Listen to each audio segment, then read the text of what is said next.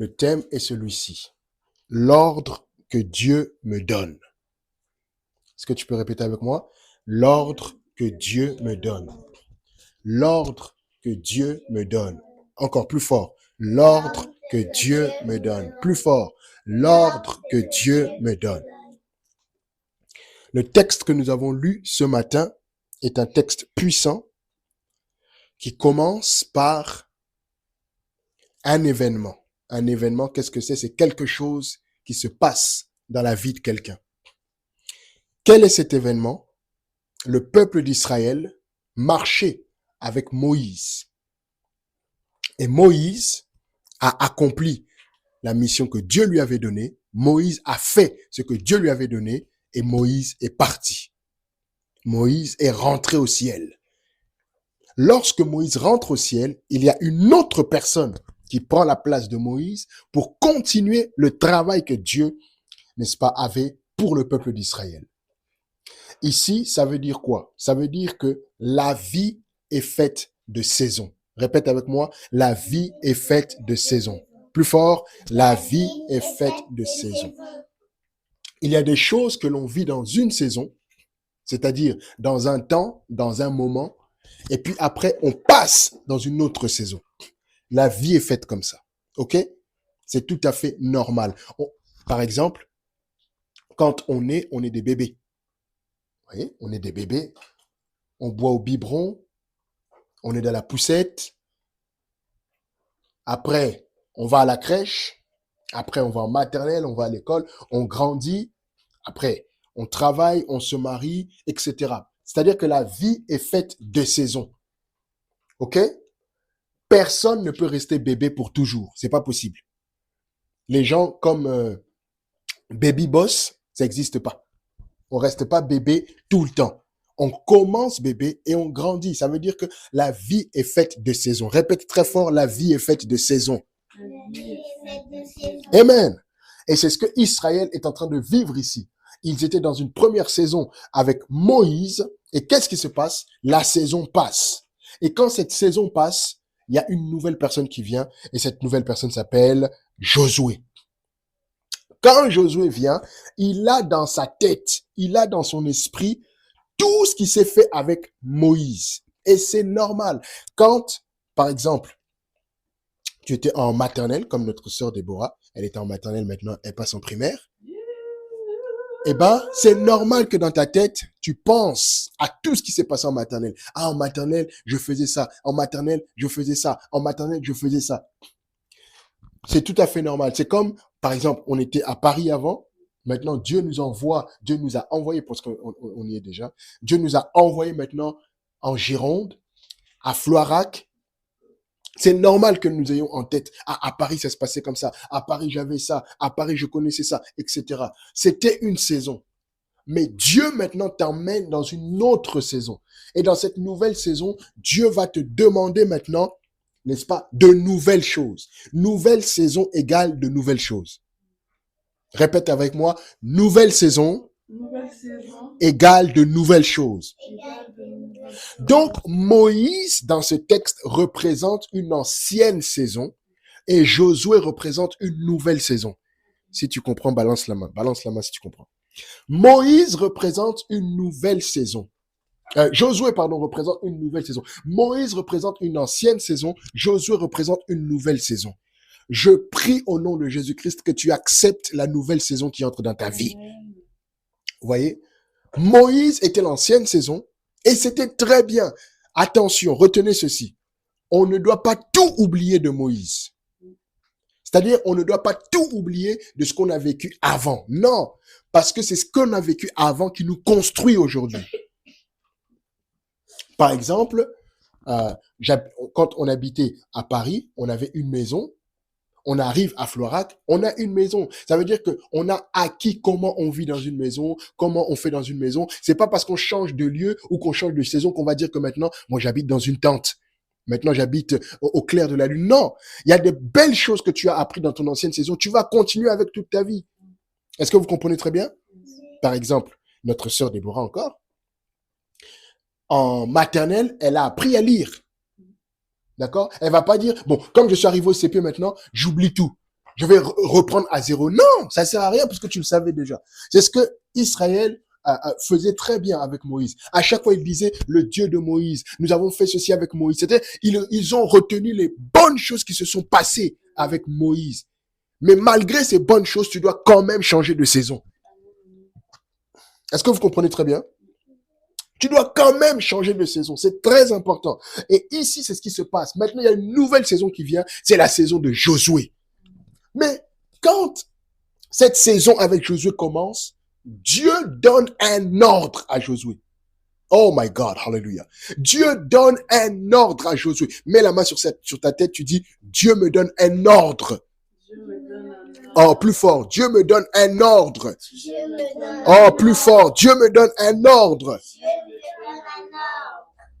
Dieu t'emmène dans une nouvelle saison et il te donne un ordre. Regardons dans nos Bibles. My God. Regardons dans nos Bibles. Verset 9. Dieu dit, ne t'ai-je pas donné cet ordre? Ne t'ai-je pas donné cet ordre? Ça veut dire que quand tu changes de saison, il y a des ordres que Dieu te donne.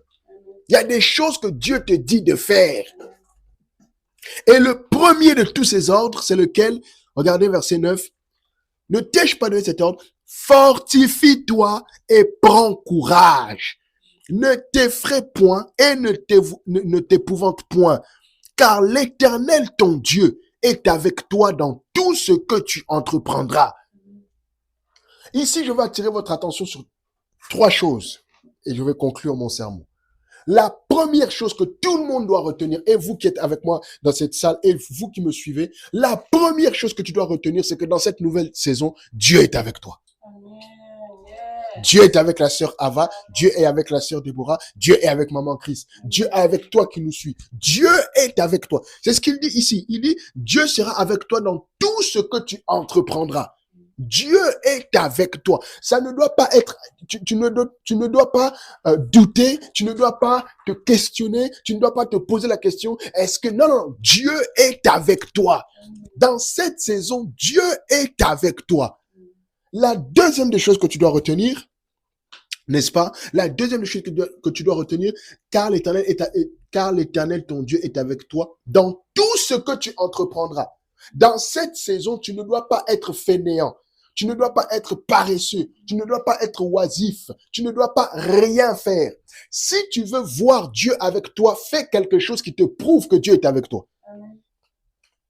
Est-ce que vous comprenez? Si tu veux voir Dieu avec toi, fais quelque chose qui te prouve que Dieu est avec toi. Ça, c'est la deuxième chose que tu dois voir. Dieu est avec toi, oui. Mais comment tu sauras que Dieu est avec toi? C'est quand tu poses des actions.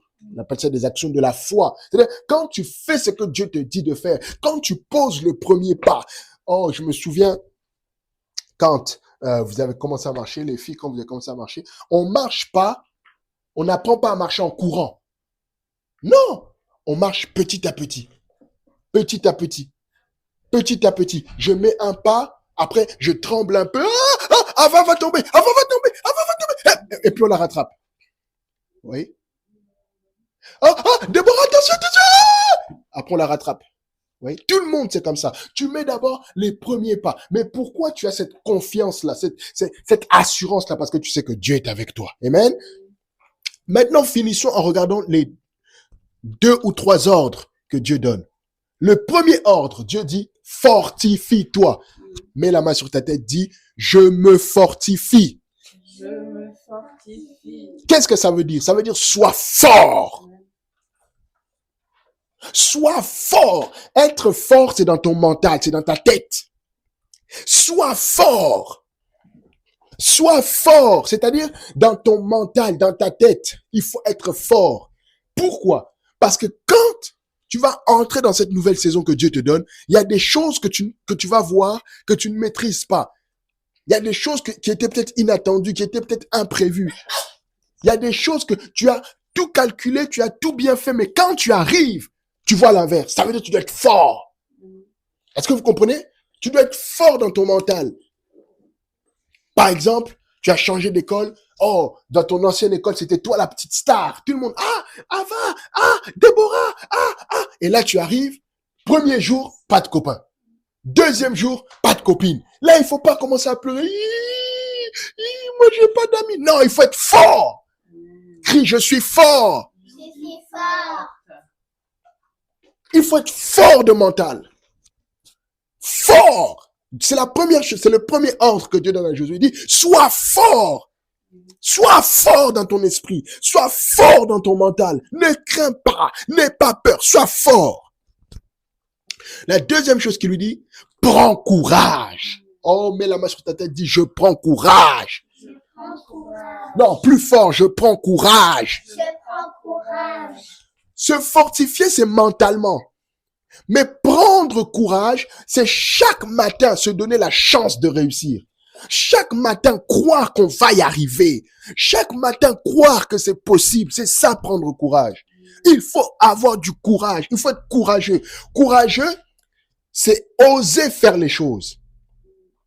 Être courageux, c'est pas rester là dans son coin, comme l'exemple que j'ai donné tout à l'heure. Tu vas à l'école, il y a pas de copain, il y a pas de copine qui te parle, alors toi tu restes dans ton coin, et puis tu es là. Et puis tu commences à marcher tout seul, comme ça. Non, il faut être courageux. Si personne vient te parler, toi va parler aux gens. Tu vas parler aux gens, tu dis, ah, bonjour, je m'appelle Déborah, je viens de Paris, je suis nouvelle ici. Ah, c'est vrai, on te connaît pas. Ah, ben voilà. Et tu te fais des amis. Si personne vient te parler, tu vas, ah, bonjour, moi je m'appelle Ava, je viens d'arriver à Florac, avant j'étais à Paris, n'est-ce pas? Dans mon ancienne école, maintenant, on est à Paris, on est avec vous ici à Bordeaux. C'est comme ça. Il faut être courageux. Être courageux, ça veut dire aller vers le défi. Être courageux, ça veut dire aller faire les choses.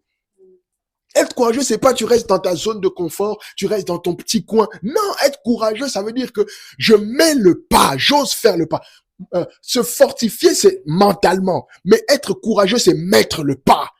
Est-ce que vous comprenez très bien? C'est ça, être courageux. Dieu lui dit, sois fort mentalement et sois courageux. On ne peut pas voir que tu es fort mentalement, mais on peut voir que tu es courageux. C'est très important. Et la dernière chose pour finir, il lui dit, ne t'effraie point et ne t'épouvante point. Oh, j'aime trop ça.